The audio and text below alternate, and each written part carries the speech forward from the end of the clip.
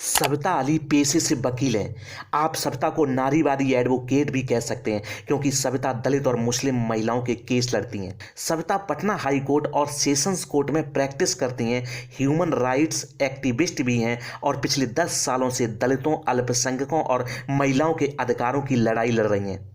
नमस्कार दोस्तों, मैं हूं अरुण। आपका स्वागत है हमारे चैनल जीवन की सीख में। जीवन की सीख में हम लाते हैं ऐसी स्टोरी जिसे सुनकर आपको मिलेगी जीवन की सीख। आज की जीवन की सीख में कहानी सविता अली की। तो देर किस बात की, कीजिए हमारे चैनल को लाइक और सब्सक्राइब और जानिए एडवोकेट सविता अली की संघर्ष से सफलता तक की कहानी को। दोस्तों, हरियाणा के पानीपत जिले के नरैना गांव की रहने वाली हैं सविता। सविता के पिता बैंक अधिकारी हैं। ये 3 बहनें और 2 भाई हैं। ये घर में सबसे बड़ी हैं। सरकारी गर्ल्स स्कूल में 10वीं तक पढ़ाई की, जबकि भाइयों की पढ़ाई लिखाई इंग्लिश मीडियम स्कूल में हुई।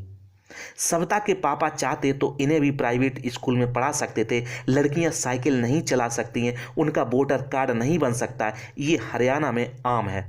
किसी ने 10वीं तक पढ़ाई कर ली तो वही बहुत है। सविता ने एमए तक की पढ़ाई की, ये बड़ी बात थी। जब इन्होंने बीए की पढ़ाई पूरी कर ली तो समाज के लोग तरह तरह की बातें करने लगे। आस पड़ोस के लोग पापा को कहते कि जवान बेटी को घर में बिठा रखा है, इसकी शादी क्यों नहीं करते। घर से बाहर निकली, किसी के साथ गई, किसी से बात की तो सजा के रूप में शादी की ही बात की जाती है। ये हमेशा सुनने को मिलता। गांव में जिसकी बेटी की शादी हुई तो समझो गंगा नहा लिया। सविता पर भी शादी का दबाव बनाया जाता था। दोस्तों, मां ने सविता का सपोर्ट किया। उन्होंने अपने बच्चों की परवरिश के लिए आंगनवाड़ी सुपरवाइजर की नौकरी छोड़ दी। सविता बचपन में काफ़ी शर्मीली थी। जब घर में कोई आता तो खुद को किसी कमरे में बंद कर लेती। ये काले रंग, कम हाइट, देखने में बिल्कुल एवरेज, ऊपर से इंट्रोवर्ट लड़की थी। लोग कहते इस लड़की का क्या होगा। इनके जीवन के 25 वर्ष इसी तरह निकल गए, लेकिन जब national campaign on Dalit human rights यानी NCDHR से जुड़ी तो इसने सविता की पर्सनैलिटी को बदल दिया। इस दौरान दलित और हाशिए पर खड़े लोगों के लिए इन्होंने काम करना शुरू किया। गांव गांव घूमती, लोगों से बात करती, मुद्दों को समझती, कैसे लोग जात की वजह से शोषित होते हैं। हरियाणा में मेवात, पानीपत, जिंद, हिसार, अंबाला, करनाल में काम किया। हाशिए पर खड़े लोगों के बीच से लीडरशिप तलाशती। सविता का नारा था, जिनकी लड़ाई उनकी ही अगुवाई। दोस्तों, सविता हरियाणा में सफाई कर्मी, नाली साफ करने वाले, मैला ढोने वाली कम्युनिटी के बीच जाती, उनके अधिकारों पर बात करती। इन सब के बीच लगा कि कानून की पढ़ाई जरूरी है। तब सविता ने 2008 में LLB में एडमिशन लिया। 2010 में पास आउट होने के बाद 2011 में बार काउंसिल में एनरोलमेंट हो गया। 2013 में सविता ने शादी कर ली। लड़का मुस्लिम परिवार से होने की वजह से विरोध भी हुआ। हरियाणा में जहां पुलिस को उतनी पावर नहीं जितना खाप पंचायतों का दबदबा है, इसलिए सविता ने पहले से ही तैयारी कर ली थी। 1 जून को शादी हुई और 2 जून को बिहार आ गई। पिछले 10 वर्षों से बिहार में ही रह रही हैं। पति सफदर अली सीतामढ़ी के हैं। शादी के बाद सविता ने नई जिंदगी की शुरुआत की, खुद को भीतर से मजबूत बनाया। शादी के बाद कुछ समय तक घर पर बैठी नहीं, लेकिन सविता को किचन से सख्त नफरत है। चूल्हा चौका के लिए नहीं बनी है, ऐसा सविता का कहना है। इसलिए पटना में भी उन्होंने काम शुरू किया। सविता मुस्लिम परिवार में शादी होने से पहले कई तरह के मिथ को जानती थी। मुस्लिम पर भरोसा नहीं कर सकते, खतरनाक होते हैं, गंदे रहते हैं, हिंदू लड़की को प्यार के जाल में फंसाते हैं, बुर्का में रखेंगे। सविता के साथ ऐसा कुछ भी नहीं हुआ। पति को ताने मिलते कि गैर मुस्लिम लड़की से शादी क्यों की, लेकिन सविता के पति ने पूरी तरह सविता को सपोर्ट किया। जब इन्होंने काम शुरू किया तो पति ने कभी रोका नहीं। परिवार में बहुत प्यार सम्मान सविता को मिला। दोस्तों, सविता ने HRLM के कोऑर्डिनेटर के रूप में काम शुरू किया। लीगल जर्नी शुरू हुई। सीनियर वकीलों से काफ़ी कुछ सीखा। पहले दिन कोर्ट में सुनवाई के दौरान सविता बोल नहीं पाई। सविता कांप रही थी। पता नहीं था कि कोर्ट का स्ट्रक्चर क्या है, बहस कैसे की जाती है, मी लॉर्ड बोलना है या सर, ये भी नहीं पता था। लेकिन उन्होंने बहुत आत्मविश्वास के साथ काम करना शुरू किया। रात रात भर केस के सभी पॉइंट्स लिखती। आर्गूमेंट शानदार रहते। केस जीतने लगी तो तारीफें भी मिलने लगीं। जब मामला हाई कोर्ट गया तो वहां भी आरोपित का बेल रिजेक्ट हुआ। तब बहस सुनने के लिए कोर्ट में वकीलों की भीड़ लग गई। कई वकीलों ने सविता को महिलाओं से जुड़े केस में बहस करने का ऑफर दिया। कहा कि वे बहस का पैसा भी देंगे।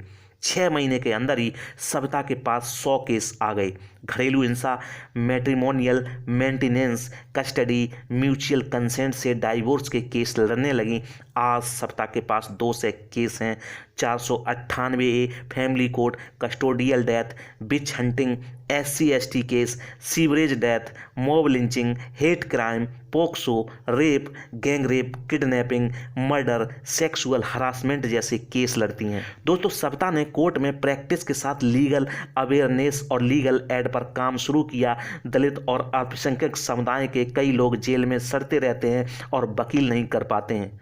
सविता ने 60 से 70 वकीलों की टीम बनाई, साथ ही बिहार लीगल नेटवर्क की भी स्थापना की और इसे मूवमेंट की शक्ल दी। ये लोगों को FIR लिखना सिखाती हैं। किसी फिल्मी स्टोरी की तरह अधिकतर मामलों में पीड़ित से 4 लाइन सुनकर FIR लिख ली जाती है, लेकिन ऐसा कानून में नहीं चलता। जितना मजबूत FIR उतने मजबूत सेक्शन लगेंगे।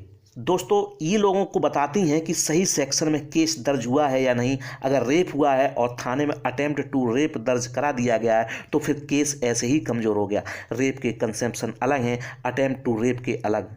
4 लोगों ने रेप किया तो सिंपल रेप केस लगा देते हैं। FIR में कई बार लिखा जाता है कि मेरे साथ गलत हुआ है। ऐसा लिखेंगे तो कोर्ट में जाकर क्रॉस हो जाएगा, सेक्शन भी नहीं लगता। आपको बताना होगा कि रेप हुआ या नहीं।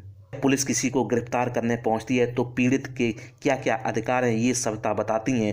300 वॉलंटियर को ट्रेनिंग दी गई है। 200 से अधिक वकील 7 जिलों में हैं। लीगल अवेयरनेस कैंप लगाती हैं। लोगों को स्पेशल एक्ट के बारे में बताती हैं। केस पर काम शुरू करने से पहले सर्वाइवर की पूरी स्टोरी सविता सुनती हैं। दोस्तों, सविता ने इवा फाउंडेशन भी बनाया है, जिसके जरिए महिलाओं को स्किल डेवलपमेंट की ट्रेनिंग देती हैं। इवा ने कंप्यूटर सेंटर और सिलाई सेंटर चलाया जाता है। महिलाओं को आजीविका मिले, वो अपने पैरों पर खड़ी हो सकें, इस लिहाज से 500 से अधिक महिलाओं को सशक्त किया है। लड़कियों को कहती हैं कि पढ़ लिख कर वकील बनो। सविता समाज की अलग अलग वर्ग की महिलाओं का केस लड़ती हैं। बार गर्ल हो या सेक्स वर्कर, कई लोग कहते हैं कि मैम ऐसी औरतों के केस क्यों लेती हो। सविता कहती हैं कि आप रेपिस्ट को छुड़वाते हो तो मैं पीड़ित को मदद क्यों नहीं कर सकती। इसलिए पॉक्सो, महिलाओं के खिलाफ हिंसा, दलित महिला की हत्या, रेप जैसे क्राइम में बेल नहीं करवाती। सविता कहती हैं कि 1 करोड़ भी दोगे तो बेल नहीं करवाऊंगी। दोस्तों, दलित और अल्पसंख्यक समुदाय के लोगों पर आज भी अत्याचार कम नहीं हुआ है। बिहार में शराबबंदी के मामले में जितने लोग जेल भेजे गए उनमें से 80 से 90% लोग दलित और अल्पसंख्यक समुदाय के हैं। ऐसा नहीं है कि केवल इन्हीं समुदाय के लोग शराब पीते हैं। RTI से पता चला कि बिहार में 2006 से 2011 के बीच 586 लोगों की हिरासत में मौत हुई। 2021 और 2022 में भी कस्टोडियल डेथ के 7 से 8 मामले सामने आए। इसी में खुलासा हुआ कि कस्टोडियल डेथ को अननेचुरल डेथ FIR बना दिया गया। दोस्तों, सविता को जीवन की सीख की पूरी टीम की तरफ से ढेर सारी शुभकामनाएं। अब हम विदा लेते हैं, फिर हाजिर होंगे एक नई स्टोरी के साथ। आप क्या सोचते हो आज की स्टोरी के बारे में कमेंट बॉक्स में कमेंट करके ज़रूर बताएं। अगर मेरे द्वारा दी गई स्टोरी आपको अच्छी लगती है तो मेरे चैनल को लाइक शेयर और सब्सक्राइब करना ना भूलें। धन्यवाद।